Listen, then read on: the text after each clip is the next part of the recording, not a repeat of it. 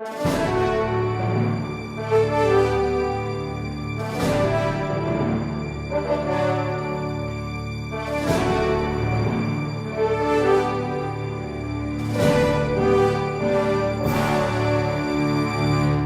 years ago, one night, I was watching Monday Night Football, and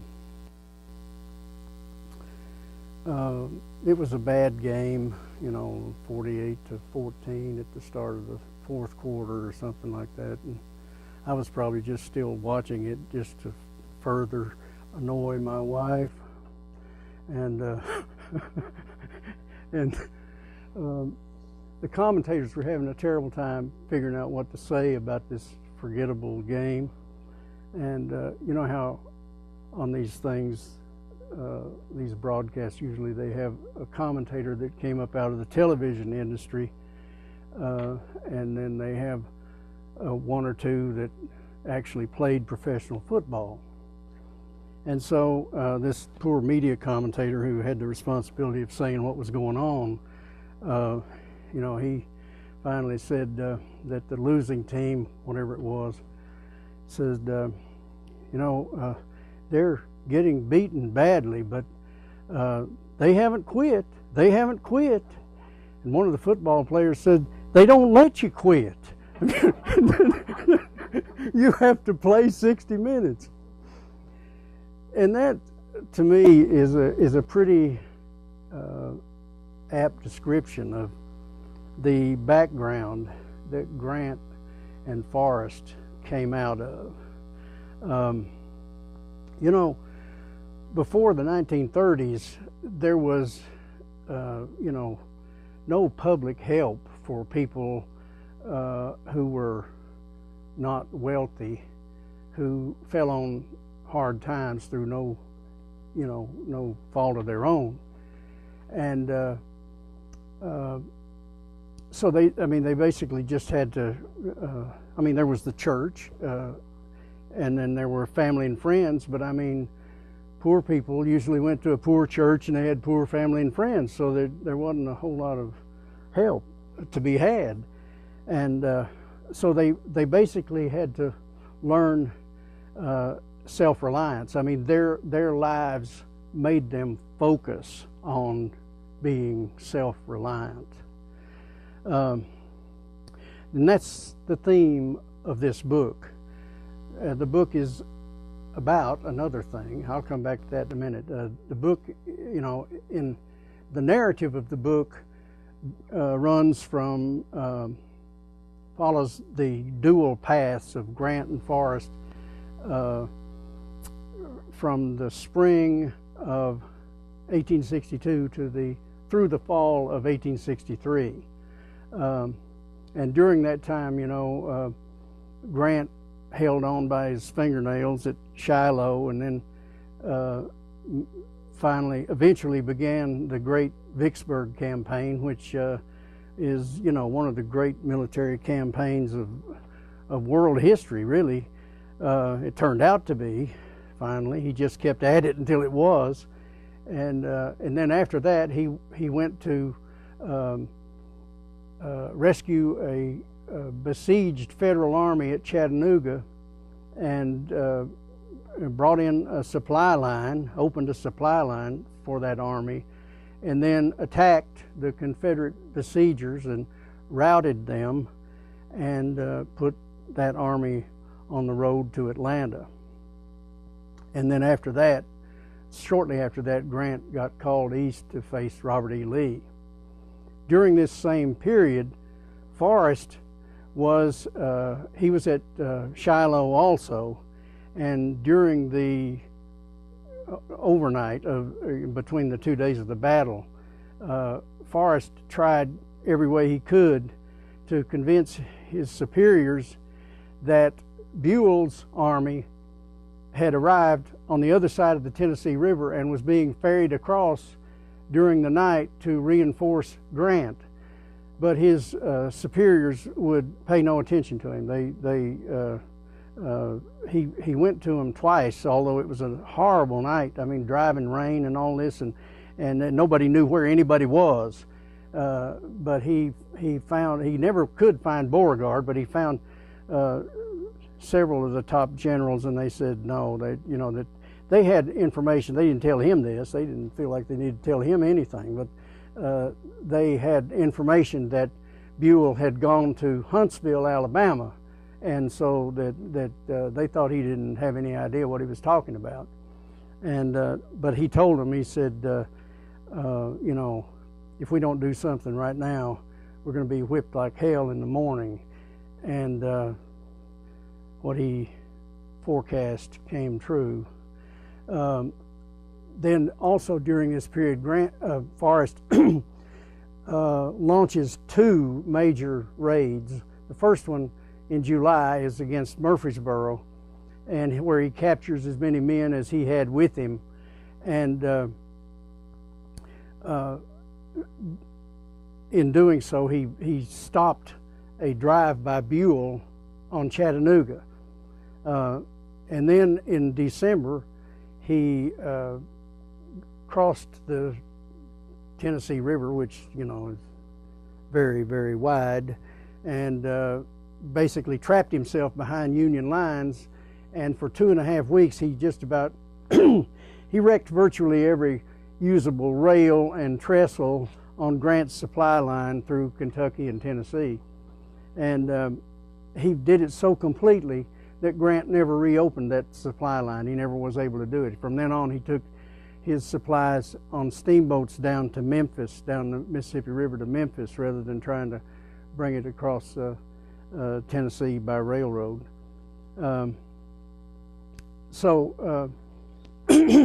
Excuse me, I'm sorry.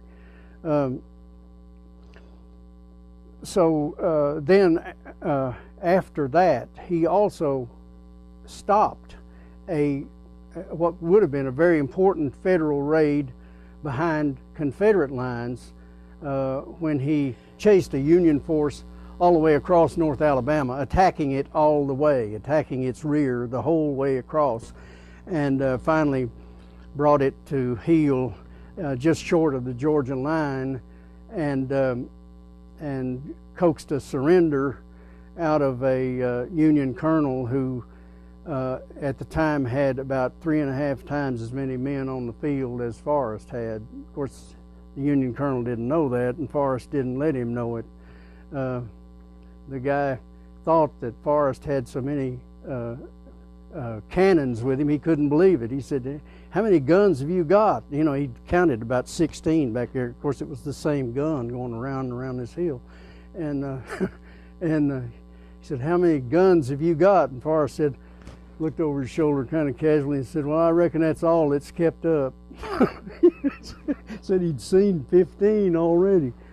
But anyway, so that's those are the highest points, I guess, of the narrative. But what the book is really about is what I was talking about to begin with. It's about the fact that I don't think any historian, I know I haven't, and I don't believe any other Civil War historian has noticed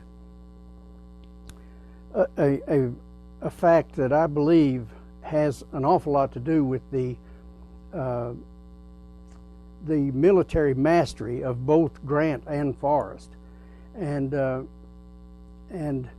also maybe even the outcome of the Civil War. And that is the fact that Grant and Forrest were although superficially they were completely different, but bottom line, they were much more like each other than they were like their superiors and peers in the hierarchies of either army. The hierarchies of both armies at the start of the Civil War were peopled with people from what I guess I would call the sweatless class.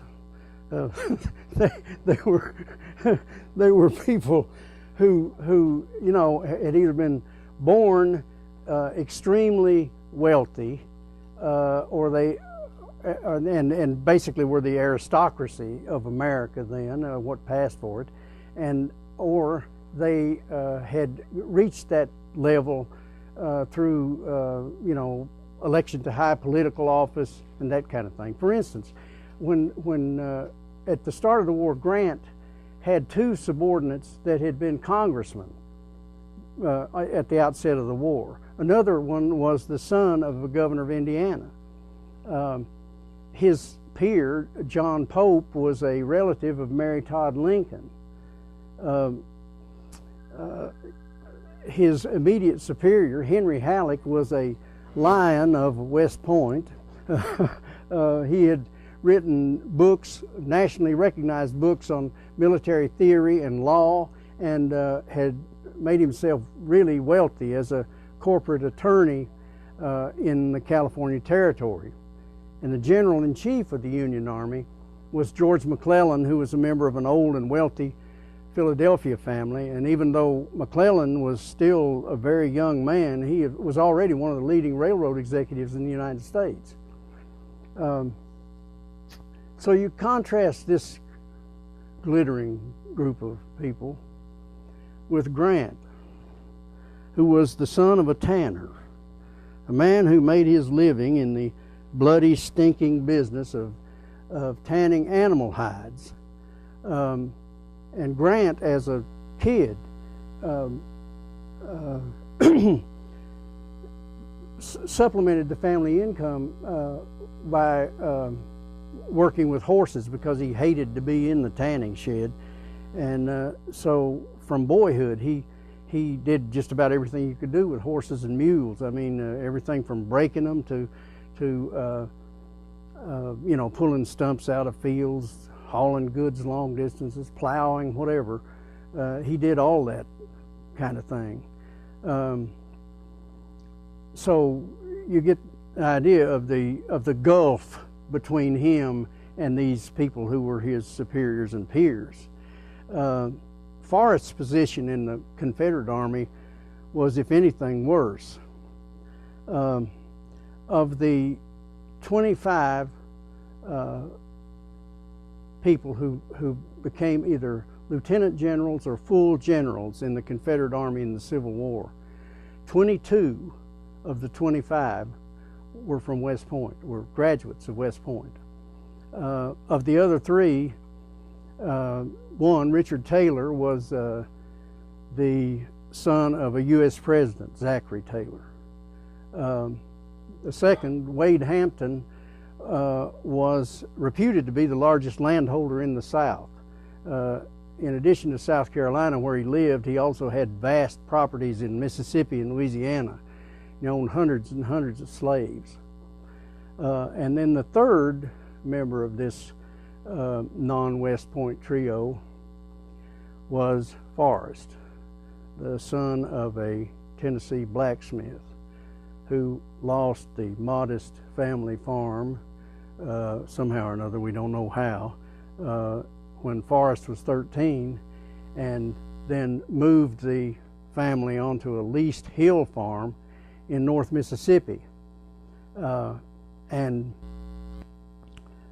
then soon died, leaving Forrest, the eldest son, to be the man of the family from then on, and to try to jerk it up by his bootstraps, which he managed to do with hard labor. He finally, by the time age 40, as the Civil War was coming on, he was a wealthy man. He had made himself wealthy primarily by buying and selling slaves, which was the most lucrative commodity in the Old South, worth more than King Cotton or the land it grew on. But both of these men, Grant and Forrest, they were looked down on by their peers and their superiors because of this comparative low birth. Forrest had only gotten about 6 months of formal education off and on in his life, and so he couldn't speak or write with a whole lot of grace, and all these other men were, hyper educated, and they looked down on him for that. And a word that was used more than once to describe Forrest by his high-toned contemporaries was vulgarian, which, you know, basically meant this was a low-class guy that you really didn't want to have anything to do with if you didn't want to sully your good name. Grant, and you know, they couldn't exactly call Grant a vulgarian because he had been to West Point, and so many of them had too, so it might reflect on them, so they decided to call him a drunk. He did drink every now and then, sometimes memorably, but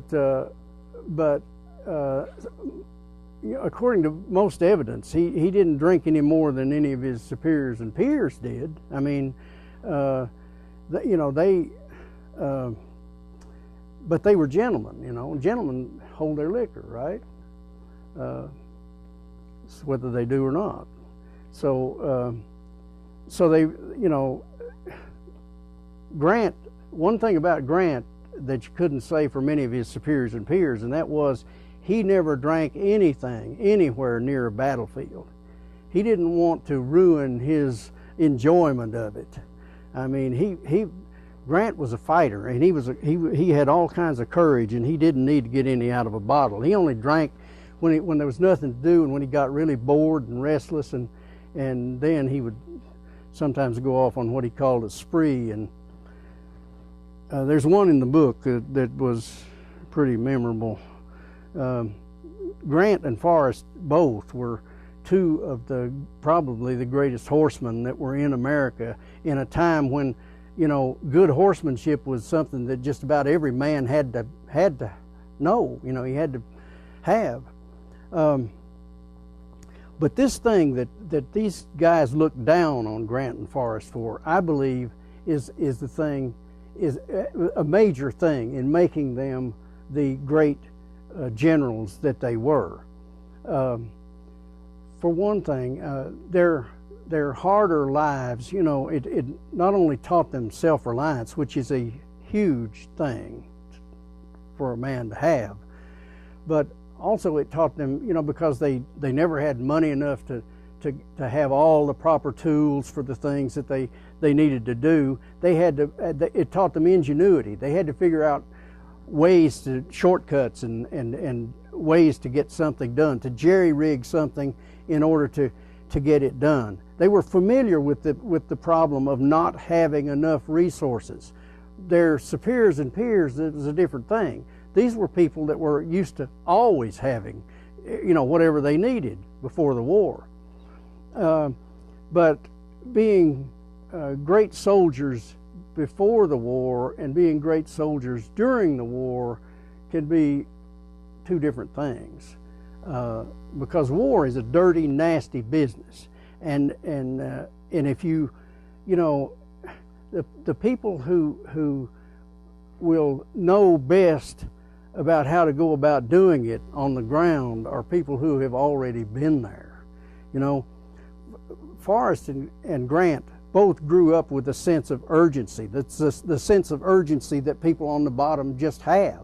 I mean, you know, they know that if opportunity knocks, you better have your hand on the doorknob, because if, you know, it's not going to be there long if it comes at all, and you got to take advantage of it when it does, and all these things together built into them this mindset of acclimation to struggle.